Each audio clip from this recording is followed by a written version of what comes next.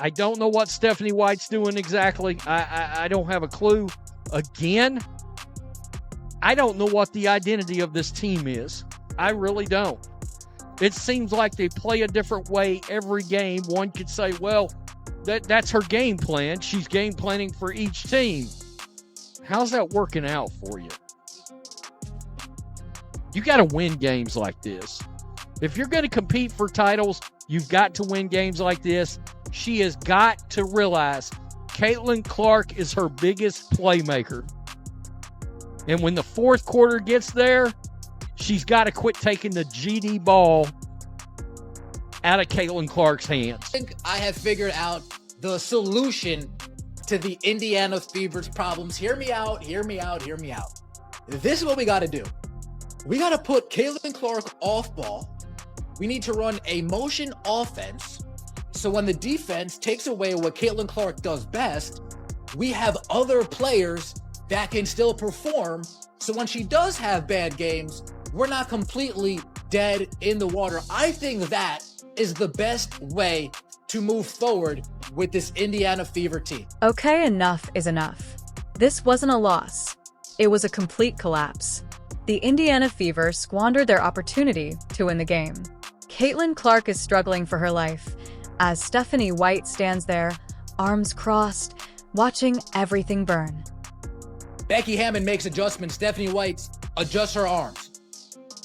Becky Hammon makes in-game adjustments. Stephanie White makes arms crossed to arms folded adjustments. Where are the plays?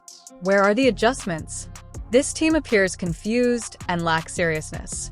Don't even get me started on the so-called motion offense. If slipping screens and relying on Caitlin to save the day is the game plan, we're in trouble. Are you curious about the cause of your fever? Let us talk about. One of the big highlights for Caitlin Clark, this was her against Asia Wilson, pulling up for a long three right in Asia's face. That was nice. It was. No doubt about it.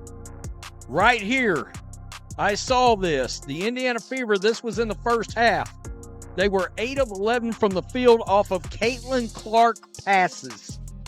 All other field goal attempts, 6 of 19. So if Caitlin Clark's not distributing the ball, hell, this team can't. You could feel it pass through your screen.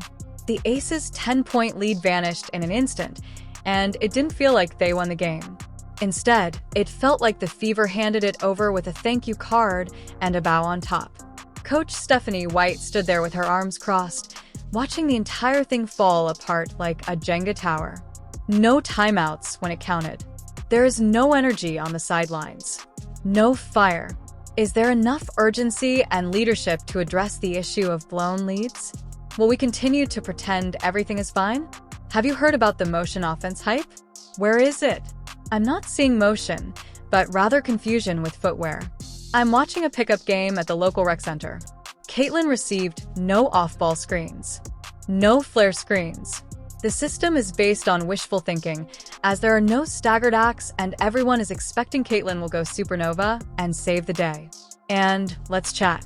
Aaliyah Boston, she scored 18 in the first half. Dominant Smooth was poised for a career night. What did Becky Hammon do during halftime? Switched every screen. Problem solved. Took away the easy layups. What did Stephanie White do to oppose it? Caitlin Clark is taking off balance shots, while only shooting 7 out of 20 and 1 out of 10 from 3. Heavily contested at the end of the shot, the clock heaves in desperation. Despite this, she managed to score 19 points and assist 11 times.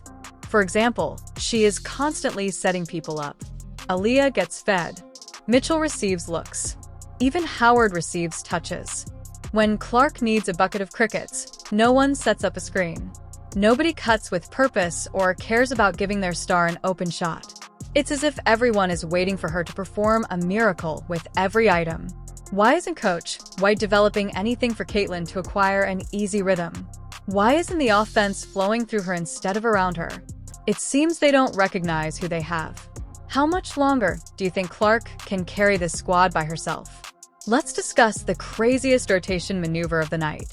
Brianna Turner unexpectedly checks in during a tight game as if she has been dropping 20 to 10 every night. However, she has not done much of anything. What happens when she turns in missed assignments blocked at the rim? I mean, yikes, Caitlin yells, "Get to the elbow."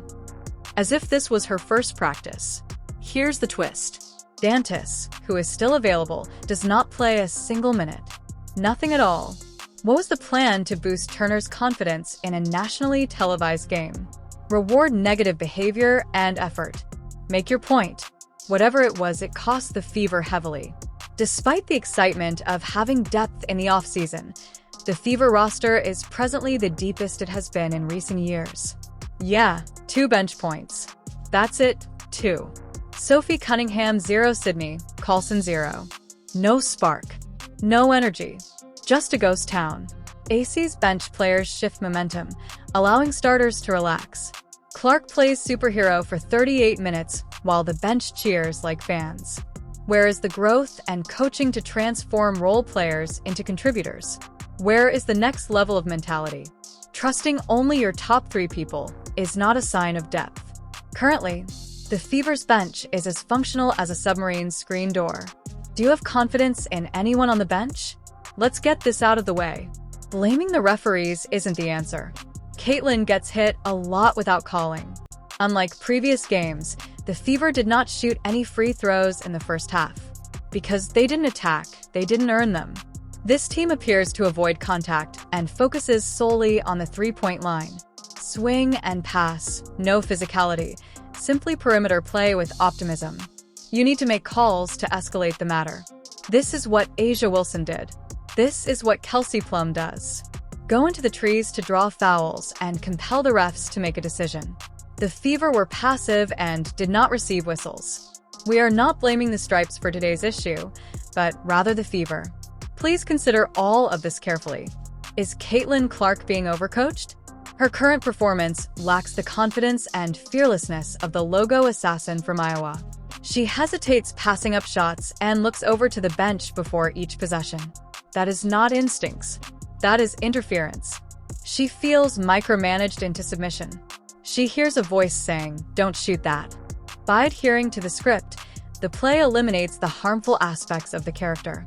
It's possible to coach structure without sacrificing originality, but it feels like she's trapped in a system that doesn't allow her to be herself. How long can she continue to play this way before losing her spirit? Let's tell it as it is. Becky Hammond coached this game, while Stephanie White watched it. Becky adjusted coverages, rotated players, and increased pressure after the aces were hit early. She coached Stephanie. She is stuck with the same lineups, schemes, and busted plays. Attempting to achieve results through repetition despite the Fever losing momentum, she did not call timeout until it was too late. Despite losing the lead, she remained calm, almost too peaceful, as if she didn't think anything required mending. If you're wondering why the Fever team loses close games, this is why. The other coach is working. White is watching. Do you think Stephanie White is out of her depth in this situation? Another blown lead and wasted effort. The team's lack of effort and poor coaching led to a missed opportunity for victory. Let's not sugarcoat this.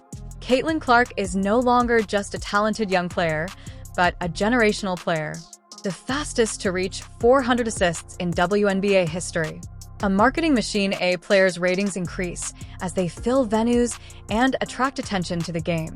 How does the Fever regard her as if she were simply another piece? Despite the chaos surrounding her, she remains determined to persevere. How long can she keep smiling in interviews and dragging this team to the finish line without support from the bench and structure? These are not just L's piling up in the standings.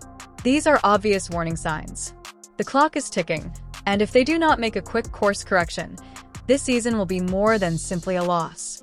This will be the year they lose. Caitlin. So I will leave you with this. Is this organization willing to recognize their failure, or will they continue to ignore their star players' plight? Leave your opinions in the comments.